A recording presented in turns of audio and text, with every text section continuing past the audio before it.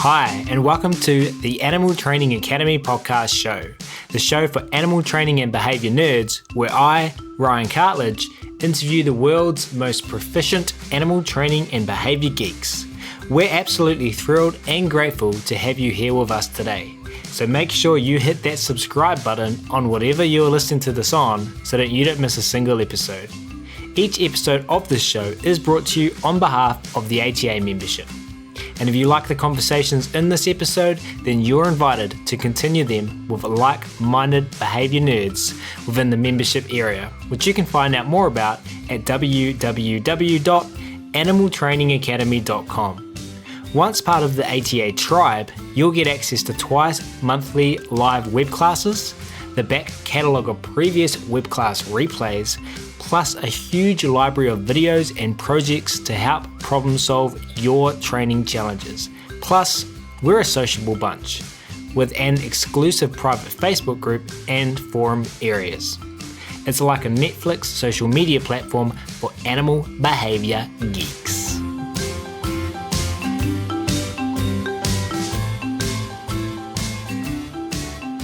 But we will get started on today's episode where we will be talking to one Laurie Stevens. Laurie is a certified professional dog trainer, a certified parrot behaviour consultant through the IAABC, certified canine fitness trainer, and a certified small animal massage practitioner, as well as a senior Tellington T-Touch training practitioner. She continually studies the interactions among animal behaviour, movement, learning, fitness and health. She uses intimidation-free, scientific and innovative methods in an educational environment to improve the behaviour, performance, health and fitness of animals. Laurie gives workshops, presents at conferences, including at Clicker Expo USA in 2019, and teaches online courses and gives webinars. She gets joy from teaching others how to help their dogs thrive, whether for competition or daily life. Periodically, Laurie also coaches for courses taught by Ken Ramirez at The Ranch. She enjoys cooking, paddling and hiking, as well as training and playing with Cassie, her Australian Shepherd. Laurie is also the creator of the Balance Harness and lives in Seattle, Washington. So without further ado, it's my very great pleasure to welcome one Laurie Stevens to the Animal Training Academy podcast show. Laurie's patiently waiting by. Laurie, how are you doing today? I am great, Ryan. Thank you. I'm super excited about this podcast. You have just had an amazing month in January, haven't you?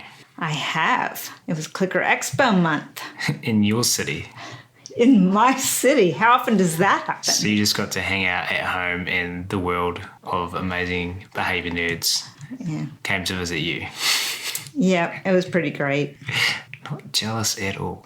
Hey, let's dive straight into the first question today, Laurie. Could you please take everyone listening back on a journey to where you first learned about positive reinforcement animal training? Think about some of the first animals you ever trained and share some stories with us. Okay.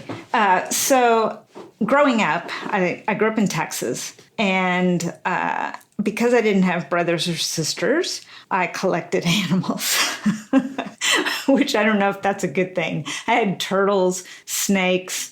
I even had a little alligator for a while. I had birds. I had a dog, and I had a horse later on. But I didn't know anything about training. So even though behaviors happened, and I remember some of those behaviors well, I don't really I was a kid, I didn't know anything about training. And as an adult, really my journey in training started because I was lucky enough to live with a dog named Emmy. I got Emmy in 1998. And I would say she was just the most amazing teacher. Cassie, my current dog, is also an amazing teacher, but Emmy was my first teacher, that super impressionable teacher. And I remember going to puppy classes, and I remember she would pull on leash, or I would pull on leash. Anyway, we were in a pulling situation, and the teacher would tell me to yank on her collar. And I would half-heartedly do something that looked like a yank, and she would tell me I wasn't doing a very good job at getting my point across to really yank on that collar. And I think I quit that puppy class. It just didn't feel right. And I did end up taking the advice of getting a prong collar, but I really don't remember ever yanking on the prong collar. However, I did have that prong collar quite a while. So that was probably the most aversive thing I did. And I agree, that was pretty aversive. But I noticed that, and I can give you kind of the background of why I would notice this, but I noticed that Emmy's body wasn't as sound, it wasn't as comfortable as it could be. And I noticed that really early on. And so I'll go back to that. But I took a Tellington T-Touch training course. This was in early 2000 sometime, maybe even 2000. I can't remember exactly when, 2003. I don't know. And it was so perfect because what they talked a lot about was observation, and observation is a really big deal to me, and I can tell you why later.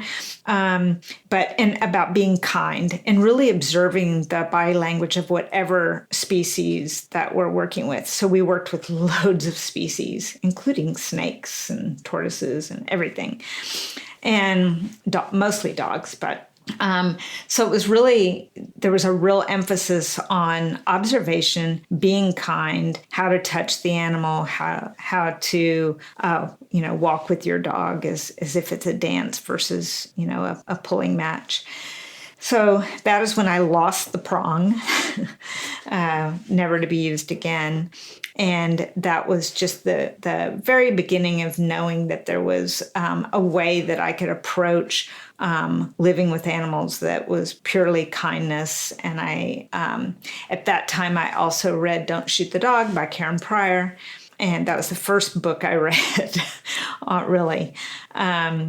That completely, I was like, oh, wow, finding my people here. And then I think I read Culture Clash by Jean Donaldson. And then I just became obsessed. I read every single book I could get my hands on, and some I would see mentioned, alpha roles, things like that. I'd be like, not that book, throw it over to the side. And so basically I had found a way to approach living with Emmy, because Emmy was just such a gentle soul and such a sensitive soul. She really taught me about being sensitive to her needs, and that I really learned how to communicate. And I'll tell you that when I was first learning shaping with a clicker, I can recall this very, very vivid moment where I had this behavior in mind. I'm a young trainer at this point. I mean, may have not been so young age-wise, but, young in terms of training. And I remember I had this behavior in mind, and we're shaping, going along. She was just beautiful at offering behaviors, and we'd do something a little bit different each time. And then midway through, I decided to change the behavior. I don't know why. And she noticed the big change, and she just walked off. She went and got in her bed, and I was devastated. I remember running over to her bed, will you forgive me? Please, let's train again. I promise I'll never do that again.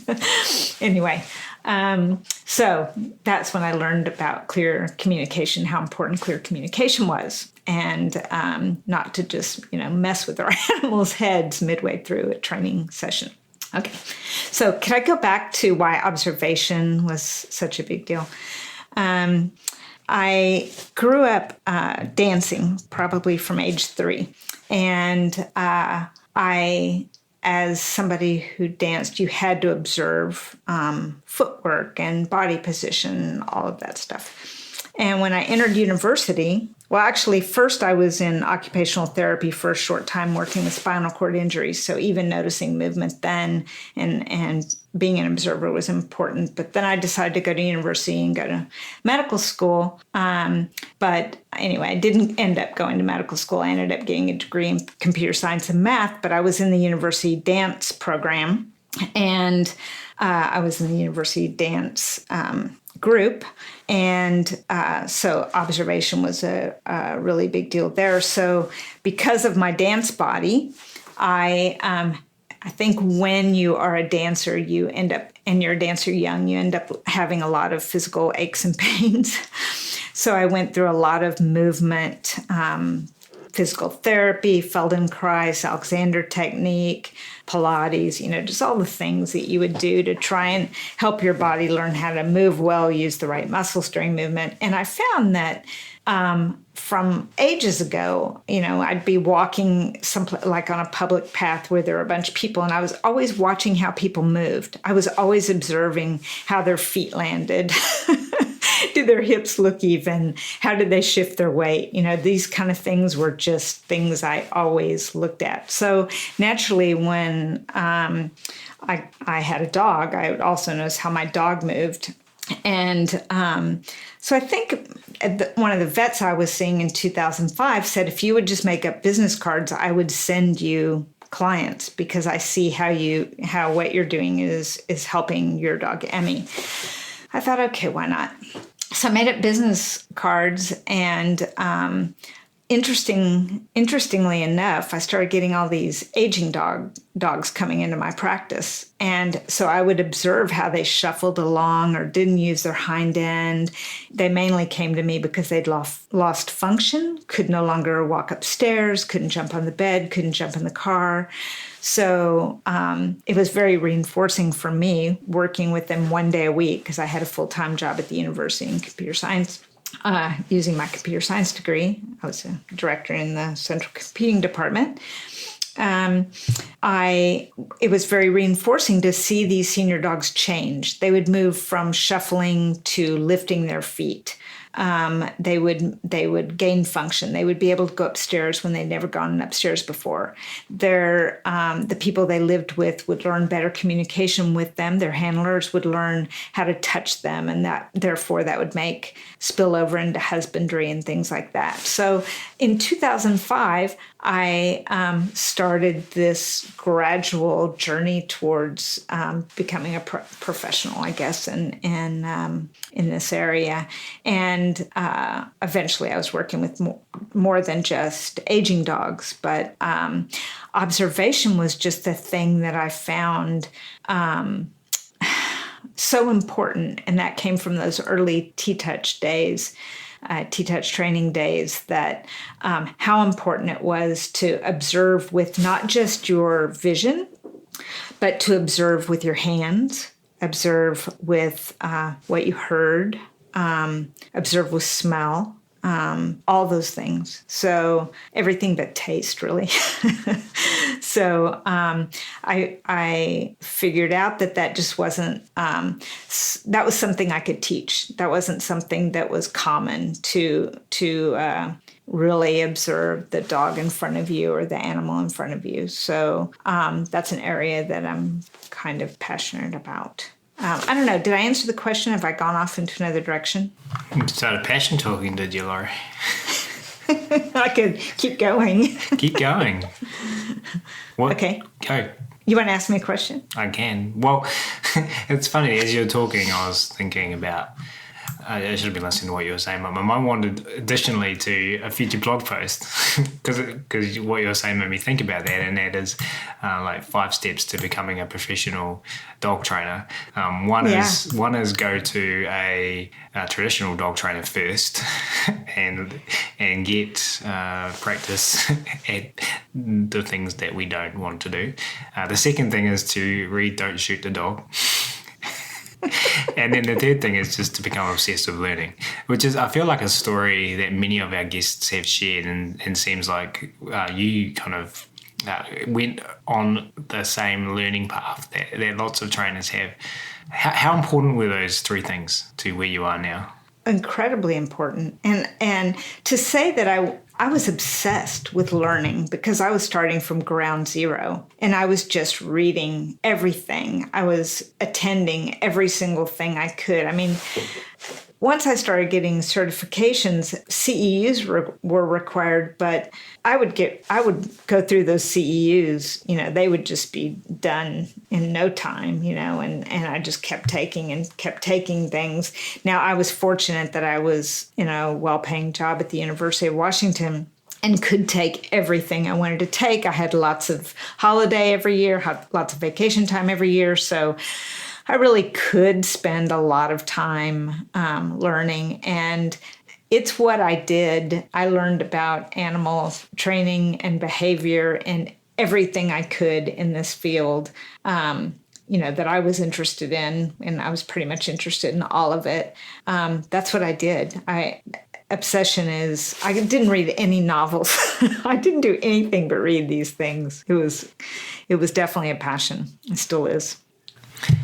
And I think that the listeners of this show, if not all of them, a significant proportion, making this assumption that I'm about to offer to the listeners of this show, based on the Animal Training Academy membership and who I interact with, that select small segment of the pie from the ATA podcast audience, I'd say a lot of them are the same.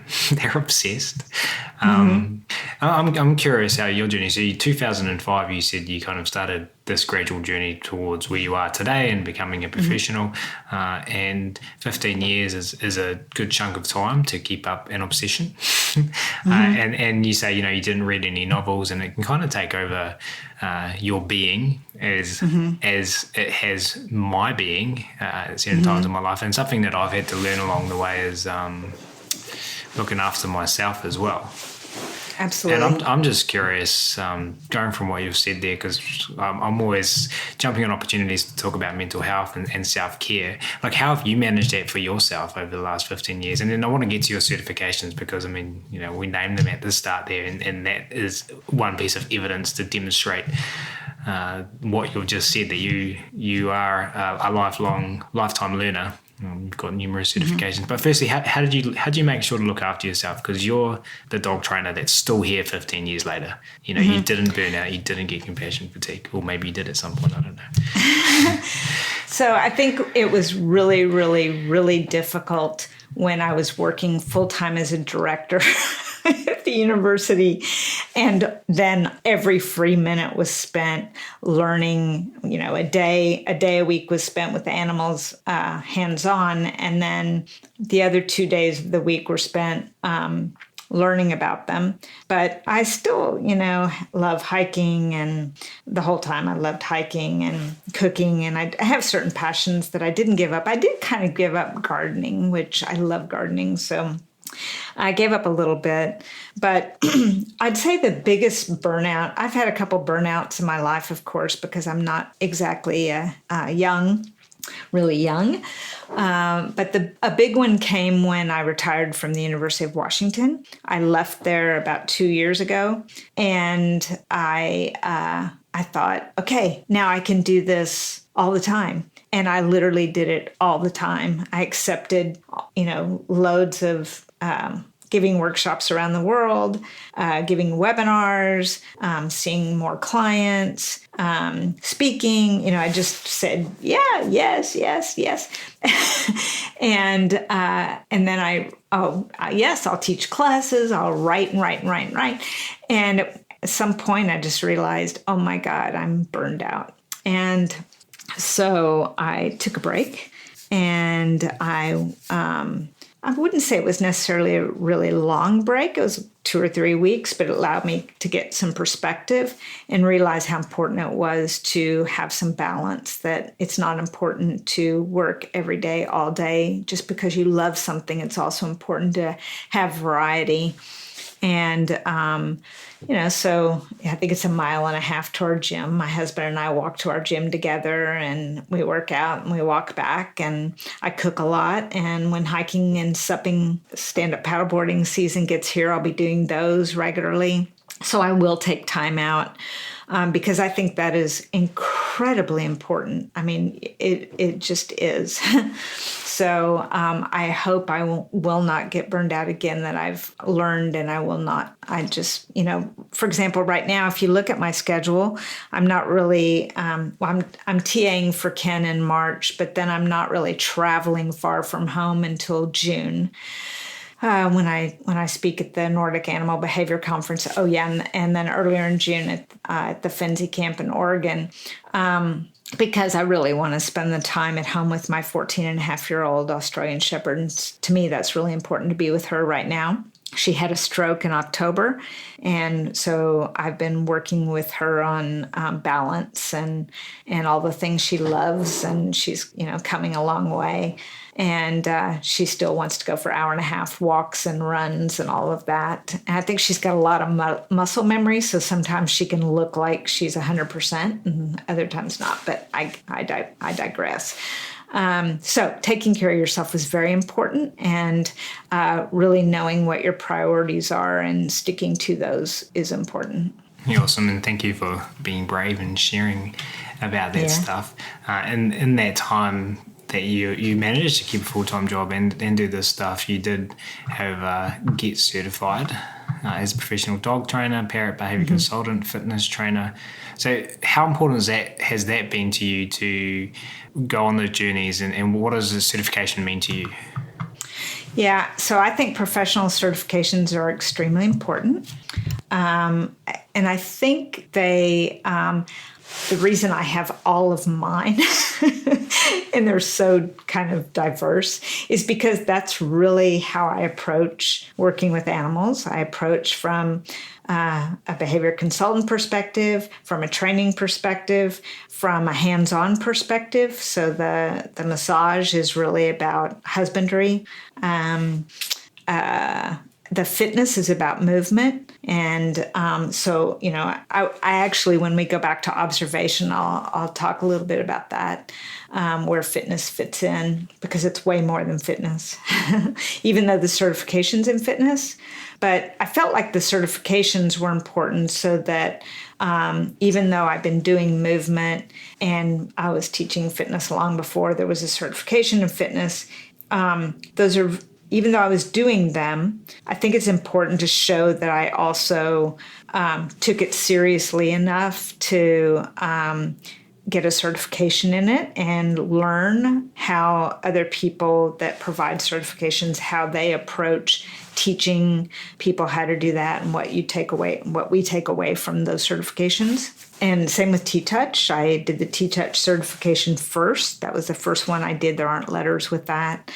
But it was the same thing. And really, the reason I got the Certified Animal Massage Practitioner certification is because I wanted to be able to touch dogs legally in Washington State. So if I was going to have hands-on dogs as a professional, I really needed to have that.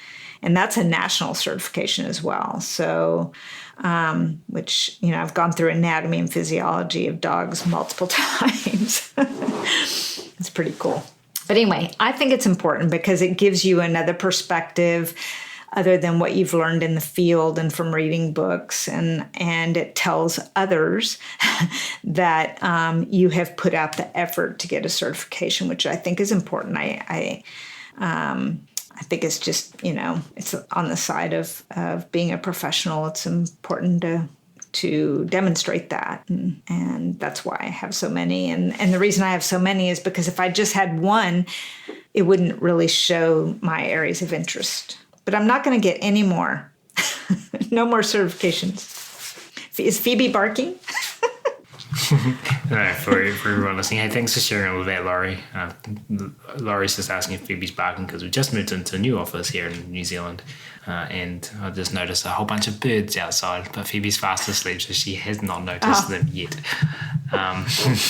So everything is calm and quiet at Animal Training Academy. Hey, thanks for sharing all about your reasons and journeys getting certifications.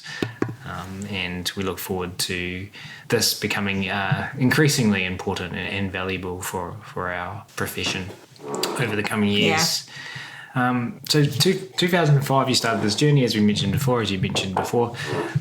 Any other significant, poignant moments in the past 15 years? Or has it just been kind of just slowly approximating yourself every year, building on where you're at? Yeah. I mean, really, since 2005, the big one, I mean, I realized that, the videos I have with Towser, I mean, I was giving workshops even when I was working full time. It's just that when I quit working full time, that was a big deal. That meant, and I wasn't sure if anybody's still going to want to do stuff with me. You always wonder, like, am I going to be able to be a professional? And the answer is yes. And I guess, that's hard for a lot of dog trainers to have the confidence in themselves that when they pursue this on its own rather than along with another career, that they can actually make it. And I actually do think they can with the proper education and with the proper professionalism. I do think it's really important to be able to talk with people because animals are usually attached to people. We used to hear a lot that people went into animal training because they didn't like people. But I think you have to love teaching people in order to be in this profession. Yeah, awesome. So bring us up to speed just before we move on to unpacking something that you've mentioned numerous times already, and that is observation. But where can people go now to find out more about you, get in touch, website, social? Yeah. Yep. So so today's January 22nd is when we're recording this. And I think this is going to air sometime in early February and February 3rd, maybe. And my registration just opened for my course, Helping Dogs Thrive, Aging Dogs. And so you can find me on Fenzi Dog Sports Academy in terms of my courses, but I also list them on my website, which is Seattle with 2 T's, T-Touch with 2 T's. So SeattleTTouch.com is my website. And I need to update it probably. I bet people say that a lot. I'll get right on that. Awesome, and we'll link to that in the write-up for this podcast so you can easily find it as a listener. So, like I said, we're going to unpack more your thoughts, feelings of the importance of observation, something you said you learned from the age of 3 when you started dancing. Well, I mean, I don't know. I learned how to dance. I started dancing at 3. I don't know how much I learned observation at 3, how cognizant I was of it. But I noticed by the time I was a young adult that I watched people move and I watched people walk. And, observation was always a big deal. The finer points of observation. When I watched dancers, how did they carry their hands? How did they carry their shoulders? When we learn to dance and we're being taught a particular dance, are we moving our ribs to the right? Are we flexing our spines? Are we, so you're always, where's the weight shift? I'm taking dance again, by the way. And so that's really fun because that again is a mind-body awareness exercise, and it's a joy watching how these teachers are teaching dance like we teach our dogs to dance with us on leash, for example. And so I'm having a blast doing that. I'm taking swing, which is really, really fun. Anyway, so so I could talk a little more about observation if you'd like. I'm curious to learn. I'm curious here to build on my skill set for teaching this to others. So I'm wondering how you teach the skills of observation to humans. Sure. So I've always kind of acknowledged that people like to hypothesize about the reasons their animals are doing things and chuck a bunch of labels on them. So I guess that's one part of observation that I kind of try to embrace and say how we can kind of test that with ABCs. And then for me, another thing I teach is, because I work with a lot of different species, the importance of natural history and ethology and how does that behaviour make sense for the species that we're looking at. Sure. So build on my... There's those birds. Hi, Phoebe. Build on, help me build on my skill set here, Laurie, and share with us how you teach. Let's say a pet owner How do you teach a pet owner, a parrot owner or a dog owner to build upon I see their mostly observation dogs, so I'm going to talk about that. And so, first of all, I listen, but I don't want to listen. If I'm doing a first session with them, I don't want to listen to them the whole time. So I try and make sure I get to have some words as well. But I think one key is that we need to be careful not to overload our clients with too much information, especially in the beginning. That it's important to kind of do a little bit of interaction with their dog, see if we can get a little trust relationship going with the client's dog. And I take video. And I take video almost from the very beginning just so that I can show them on video what I'm seeing. I like to see how the person and the dog interact. And then I like to say something small they can change. And then I like to show them that change in video. So I follow people around with video. I tell them why. I send them the video. Teaching leash handling skills, for example. I start teaching them in my practice. I'm not seeing private clients right now, but when I was, we would start in my practice indoors with in a less distracting environment, and I would give them a few pointers, and then we would go outside, take it on the road pretty quickly, and I'd follow behind them with a video, and then I'd let them. Well, I wouldn't let them. I would encourage them to walk a little ways. And I would video, and then we'd stop and make sure the dog was comfortable, look at the video, and I would give them one or two tag points to work on, usually one, but sometimes two, depending on who it is, and then video again. And pretty quickly, people can up their skills. Another thing about the leash walking is getting them in proper equipment. So people would come in with on a collar, and I would say, can we try a harness on and go from there? I think you'll have a lot easier time. So I think it's important when we're talking with people to make sure that we understand they are where they are, and how they got there doesn't matter. It matters to them maybe, but it shouldn't matter to us.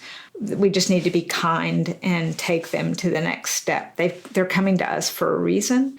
And so if we can see them for who they are, see their dog where their dog is, and work with those two individuals to just give them little success points a bit at a time, that they're so appreciative, and they seem to advance rather quickly. It's pretty great. So not everyone, takes what you say and goes home and does the work. And I think the important thing to know about that is to be kind to yourself and know that that's not about you. But giving people the tools, writing down or giving video on a few things they can work on before their next appointment, a couple things they can work on before their next appointment is really important. It's also really important to know what their goals were when they came to you. So that's the first thing, really. Why are they coming to you? And if they list 14 things, asking them what their priority is. And if that priority is something really difficult, you might say, it might be easier to do that more difficult thing if we work on some of these simpler things first. Yeah. So does that help? Yeah. So listen was your first suggestion. Yeah. You're not going to be able to figure out their goals if you don't listen to them. Video. So video is important for you, so you can kind of watch it back with them and point things out, or just so you can pick up things that you missed as you're observing. The reason I do video and go over it with them is so they can really see what they're doing. I'm not going to point out everything that I see in that video. I'm going to point out a couple of things I want them to work on next, and then I'm going to shoot more video. I just find video is this underutilized tool that is so incredibly helpful, because people can watch themselves doing something and it registers more when you point it out often than if they just do it and you tell them their hand is going in their bait bag or they're pulling on the leash, that it's already passed and they did what they do naturally. And so if you can get somewhere for sure. I'm not saying you can't, but because I used to not use video. So I know you can get somewhere without video. I just find it's quicker and a bit more efficient if they can actually see what they're doing as you point out. You might say it first, then you might say, do you want to see it on video? And then do you want to see the change when we try it again? Do you want to try it again? Let's video again. You want to see the change. So when people can actually go through those steps of being able to talk about something, you giving them a pointer, asking if you can video. I've never had anybody tell me they didn't want me to video them. I'm just videoing using my phone, so it's not some big production. And then I say, this is what I saw. I think this would help. Do you want to see it on video? They always want to see it on video. And then I'll ask them if they want to do it again. And they usually say, yes, want to practice. And then do video again. And then they see they made the change. And I find that's just really reinforcing to the person. And then you said that the next step is, and I like this one, and I know we're not necessarily talking about observation, but I love this next point that you brought up, because we're talking about how to help clients now. But it was change something small. What did you specifically say something small? Because this is something that I'm so passionate about, just those small approximations. Can you unpack that a little bit for us? I can.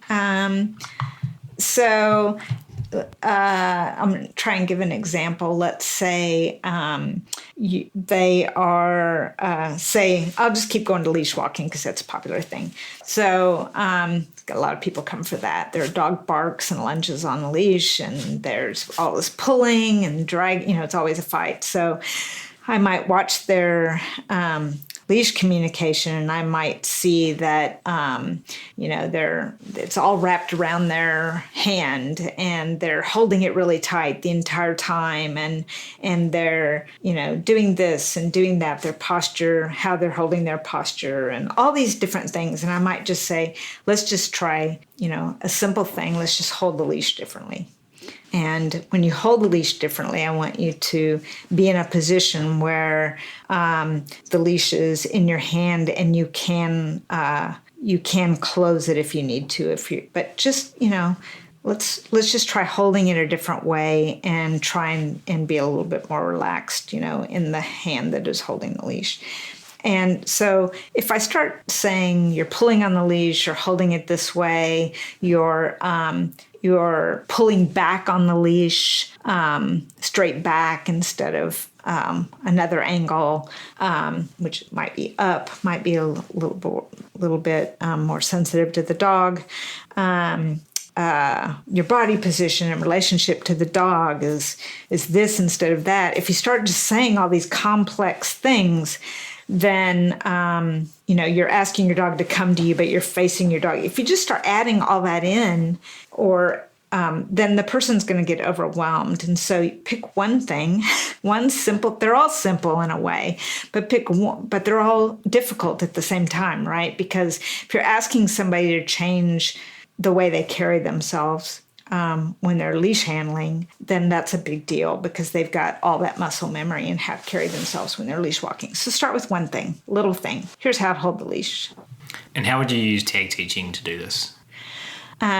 So I haven't actually ever done tag teach training. I'm not certified in tag teach. So, but what I do is sometimes I will say the tag point is after you deliver a treat, hand to your side or hand to your stomach. So sometimes I do tag teaching in my online classes, but it's just my way of reminding myself to keep something simple, the 5 words or less, just work on this one simple thing. So even though I'm not tag teach certified, I like to use some of the principles of tag teach to make things more simple for the client.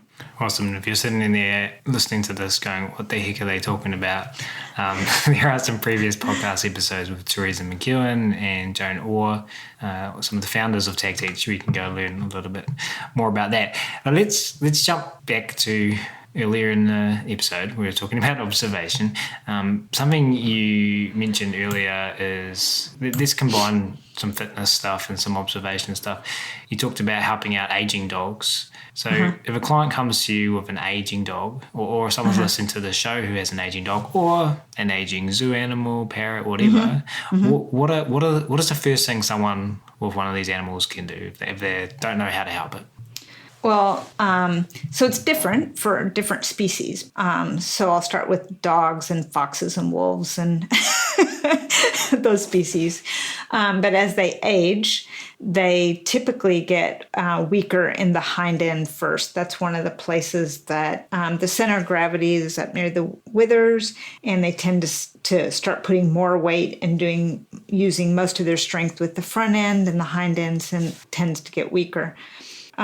So one of if I do see an aging animal with 4 legs, then one of the things I look for right away is if they are starting to get weak in the hind end, and oftentimes you can just see it because they're shuffling or they're not stepping over things. Their proprioception isn't there so much. That's another thing you lose with age. Their balance maybe isn't as good. I usually have people walk their animals back and forth and in S curves and tighter turns each way. And I just want to get a feel for where the animal is. I also, if I'm observing, I'll just stick that in, that I like to see, are they always putting most of their weight on their right side? Are they always sitting, leaning to one side or the other? There's those kind of things. And then what I might do is I might, if it's a pet owner, I'm just a person that's not a professional, I might just start with something really simple. I might do this even with a professional, but have the dog step up on a low platform and show them what it looks like for their dog to shift their weight back. And that platform might have to be, it might even be 2 inches high, right? I want it to be non-slip. I want the hind legs to be on something non-slip like a yoga mat. And I just want to show them what it looks like when their dog shifts onto their hind end. And then I'll give them an exercise to do at home where we build up over time in duration and height, which I give very specific instructions. So we can start building that hind end strength again so the dog can function, or whatever animal can function better. Zookeepers have gone through my classes with wolves and foxes. That's why I mentioned them. But yeah. Did I answer? You did. And so earlier as well, you said that you don't taste the animals, but you observe with your hands, you observe with your hearing, with your touch. So in relation to what you just said and observation in general, can you explain this to a little bit more? How do you use all of your senses to observe the animals that you work with? And smell. And smell, sorry, I missed that one. It's okay. And I think proprioception is a sense as well. It's a motion sense. But so it's just not one of the 5 that are the most popular. So let's just start with touch, because I think that's so important in husbandry and being able to touch our dogs. You would think that we could all do it, and we can't. I see it over and over and over again that dogs are not comfortable with their people with their handlers touching them. And so teaching them how to approach touch is one thing. But the other thing is one of the first things I want them to be able to do once they can touch their dog is feel for areas that are really hot or very cold. So it might be that their whole body feels, as you run your hand along their body, it might feel quite neutral, just nice and warm. And then you get to their bottom of their feet, they're ice cold, or you get to their lower back and it's super hot. And so just noticing those is important. Because then you might notice, there's a lot of heat in the hind end. I'll have to, I've noticed that. I wonder if that'll be that way tomorrow or the next day. I wonder if I should notice a weight shift in my dog in the back. Is my dog putting more weight on the left hind than the right hind? Maybe I'll video and look at slow motion and see if my dog's gait is even on both hind legs. So it's really just the beginning of noticing any lumps or bumps, noticing any hot or cold, noticing any sensitivities in your dog. It might be that you're scanning your dog with your hand and you touch a particular area and your dog whips their head around. And that could be a clue as to something might be going on there. And it's not me saying what it is, it's noticing the change and continuing to kind of go with that. Check it again in a couple days. Was it just a sore area for a day? Or maybe it wasn't sore, maybe it was just the way you touched. So it's information. And so that's touch. And can you unpack smell? Where are you using smell? How do you use smell? I just barely unpack touch, but I'll cover all of them and then I'll come back. No, stay on touch then. Okay. So, all right. So I teach a class on body work called Massage for Performance Dogs. And in that class, some of the dogs really aren't comfortable with handling. They're not comfortable with touch. So my goal for that class is for them both to find a way to communicate via touch, to let touch be part of their repertoire. So one of the ways you might start to approach touch, if you can't do that scan with the palm of your hand initially, is to, and this is all the time, being super aware of your dog's stress signals and giving your dog the option to move away if they want to move away. As your hand starts to approach them, do they move away or do they stay?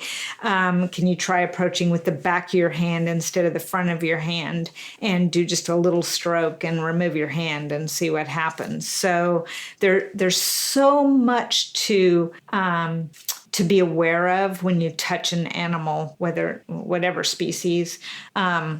Sometimes before they're yawning or doing the bigger stress signals, you might just get a feel that they've gone motionless, or they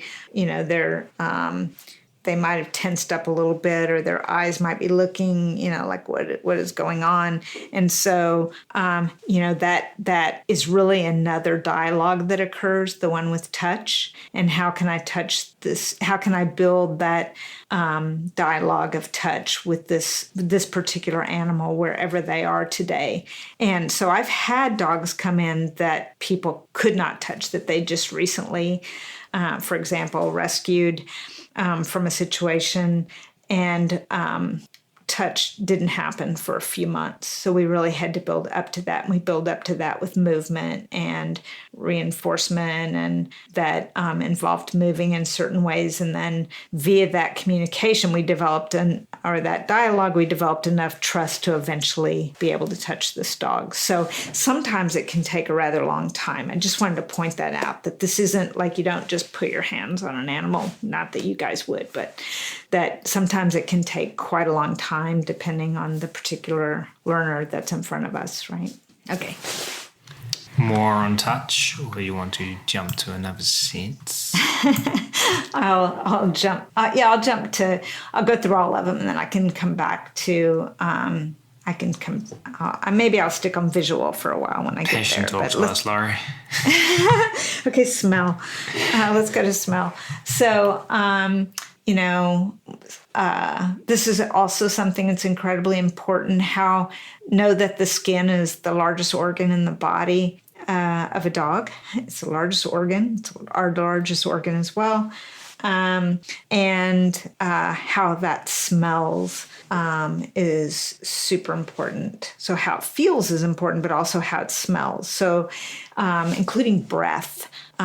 So, your dog has smelled a certain way for 5 years, and then all of a sudden you smell this, metallic, a different smell coming out of this animal. Then if you continue to smell that same thing for 2 or 3 days, then, maybe it's time to go to the vet. Or, you might suddenly smell urine, and so maybe there's leakage going on. Or, being able to be familiar with how your dog smells is another way you can observe if something's changed that you might need to follow up on. So, that. And then with sound, does the bark sound differently? Does the breathing sound differently? Is your dog suddenly panting sooner than it did before? Are you hearing, coughing that you didn't hear before? Just paying attention to what sounds come from your dog and noticing if they continue or if that's something you need to follow up on. And so there's, obviously lots of things in these areas that you can focus on. Sight is the one we really focus on quite a bit. And there's so much there. So I'm going to passion talk, I guess, a little bit about about leash handling, because I know that walking dogs comes up a lot as a problem for people. So I just wanted to say some of the things that we observe with people that are walking their dogs, and that includes things like how the person's holding the leash. Is the leash loose or is it tight? What kind of equipment do they have on the dog? How is the handler oriented to the dog when, let's say, they're going along and the dog stops to sniff and they want their dog to come with them? Are they facing their dog? And if they are facing their dog, then their dog's unlikely to move towards them. So how can they use their body, the handler's body weight shifting, in order to encourage their dog forward without pulling or yanking their dog? What does the dog look like? Does the dog look comfortable? What does the dog's gait look like next to the handler's gait? Is the dog suddenly pacing because the handler's walking so slow? Pacing is a particular gait where the same legs on one side move together. It's a natural gait in a couple of breeds, but most breeds not. And so, if you just take that one thing, is the handler breathing, is the dog breathing, how do they move together? That can tell you a lot. You might notice when you're out walking with that handler dog pair, you might notice a dog or a person ahead, and you can see the dog alert to it, and the person may not. Does that person notice what their dog alerts to before the dog has to yell? And then, of course, teaching them what to do instead. So there's just, maybe helping them have a clue of their dog's first sign of starting to alert to something. For example, a tail going up, or the ears coming forward, or the eyes locking on. What can they start to notice in their dog before their dog actually goes, past a certain threshold where they would bark and lunge, and then helping them see that so that they can do the what would we like them to do instead part. So, with our eyes, we can observe so much about the entire picture of a handler and their dog walking on a leash, that there's way more to it than just watching the dog. It's also how the person responds, how they're oriented, how the dog orients. Do they even have a dialogue on leash, and how might they get that dialogue?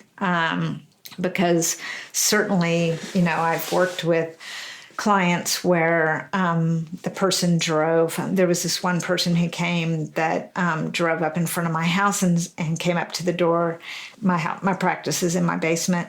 And she said, I'm afraid to get my dog out. And she had a Rottie, and her Rottweiler had drug her down the street because her Rottie had no idea how to walk on a leash, and she didn't either. So I went and got her dog out and brought her dog up to the practice, and then we worked on it inside, and then I outlined the steps to do next. So there's so much to see. Observation is such a big deal. And then to be able to see all those little success points, those small slices of successes along the way.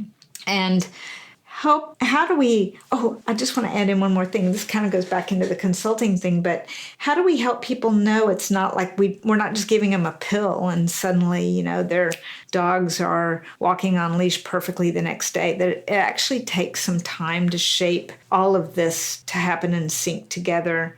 And so we want them to observe that, right? We want them to observe that this is a process. It's not an overnight thing. Like we can get them pretty far in one session, maybe, or 2 sessions, but we want them to continue to hold their hand or hands a certain way if they're using 2 points of contact or the leash in 2 hands.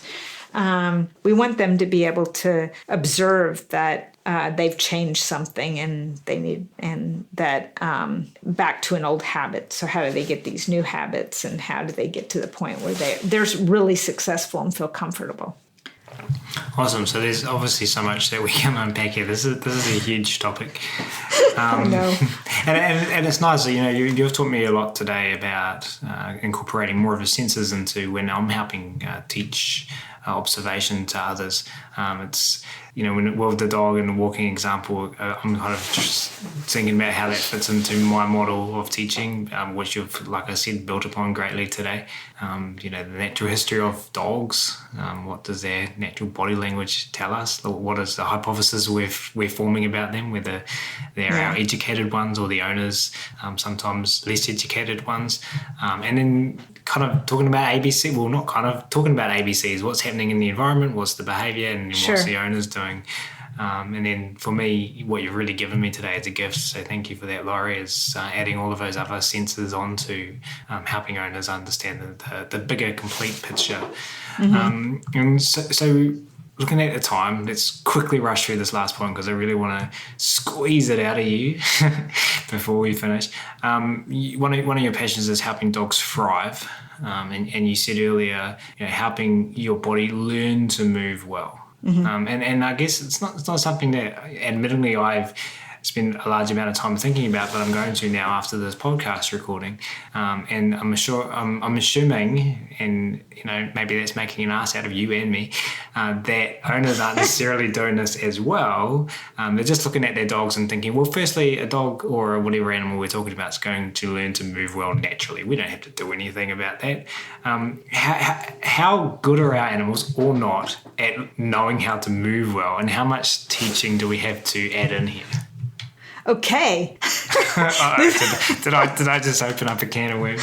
You opened up the next passion talk, but I'll try and not go too long.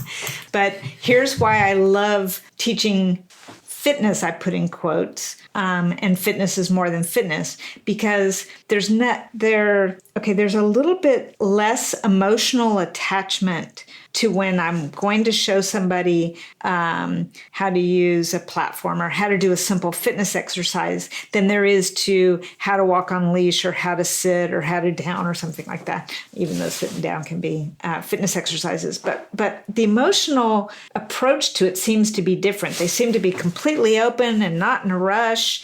And so I can talk about how they're oriented to their dog and how we want their dog to orient to them. Let's say we've got a platform in between us, and I can help shape their awareness of their body position and how that affects their dog's body position pretty easily. And then I can also show them what we're looking for in their dog's alignment, and how we change that alignment to be more even, more balanced for the animal.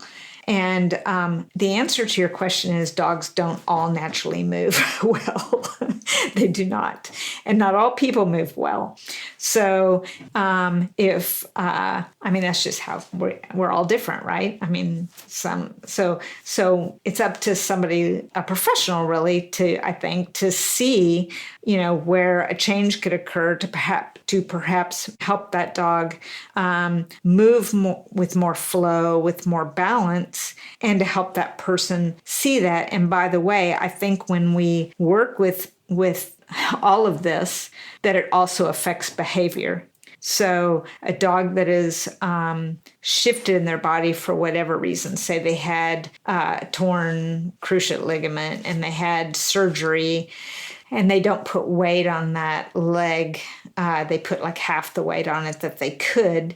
Teaching that dog to put full weight on that leg again, and to, once they've gone through rehab, and to use their body fully again, seems to take away some of that compensatory muscle use and tightness that has occurred in their body, and therefore they feel better. Like when you get really tight muscles in your shoulders, or you get a headache, or whatever, when we're not feeling really good in our bodies, it affects our behavior. And it only stands to reason that if our dogs don't feel really good in their bodies, it would affect their behavior. So I find often when working with dogs in something like fitness, I can shape the training mechanics, the dialogue between the handler and the dog. I can shape how the handler orients themselves. I can show them that how the dog changes orientation based on their orientation to, say, a piece of equipment, what to look for to help their dog do the exercise better. And then we'll take before and after video and see the dog change over time. And all of those things together I can do without it being the pressure of I've got to walk my dog well on leash, or I've got to get this obedience stuff down because I have a trial coming up, or agility or whatever. It's just kind of a perfect super fun. Like I'm looking for, the dogs to really enjoy and engage in the activity. So, I might be inserting a level of label joy that they, aren't used to seeing. That so many people, when they would come to my practice, would go, oh, their dog gets so excited. It's just, the place where we're going to have fun, because we're going to have super clear dialogue and we're going to do things that help the dog feel better. And that carries over into everyday life. So, I don't want to go too long. But. Well, like I said, we could... there's a lot to unpack here, but if you want to learn more, you can, like Laurie said, jump over to Fenzi, course starting on February the 1st, Helping Dogs Thrive, if that's for aging dogs. Uh-huh. April 1st, Helping Dogs Thrive Fitness in 5. Uh-huh. Later on in the year, October, you got Strong Foundations, Fitness Fundamentals.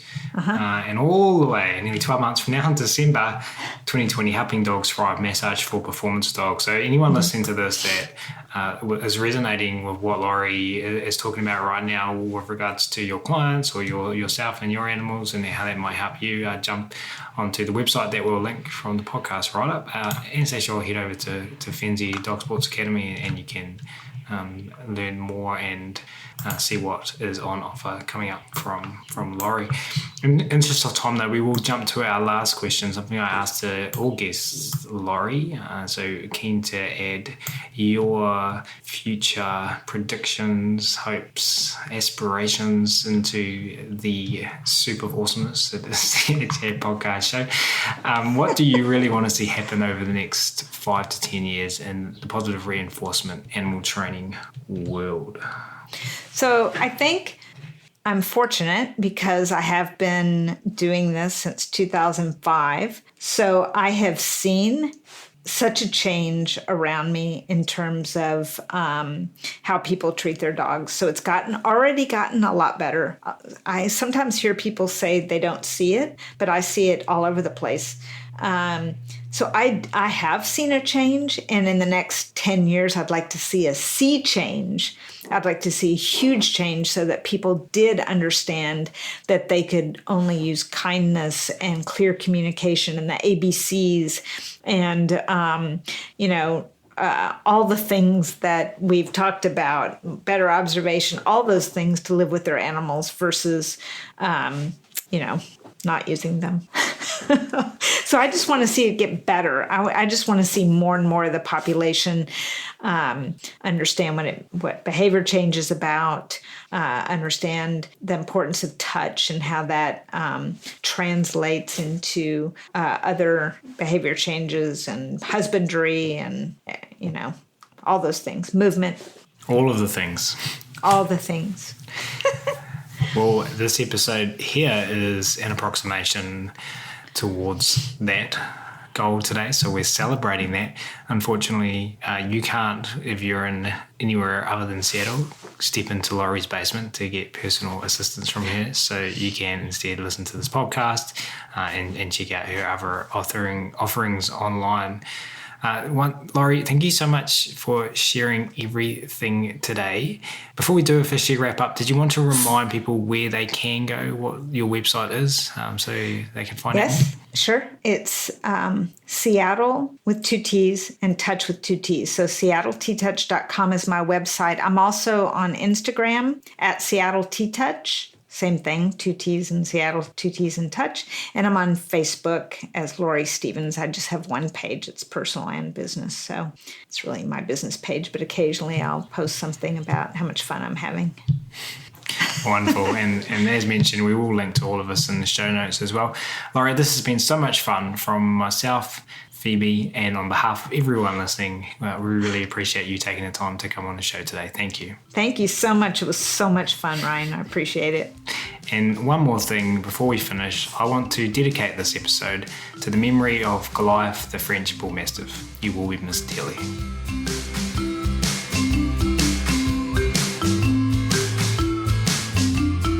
We do, of course, really appreciate all of you tuning in today as well.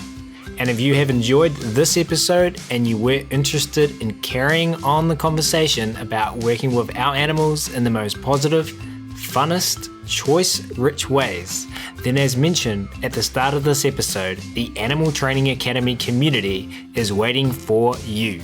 Head on over to www.animaltrainingacademy.com and click on the membership button in the main menu to learn more about what members are describing as the Netflix social media platform for behavior geeks. There's something there for absolutely everyone, and we're looking forward to having you join the tribe. That's it for this episode though. We're going to wrap it up there. Thanks again so much everyone for listening. You'll hear from us again soon.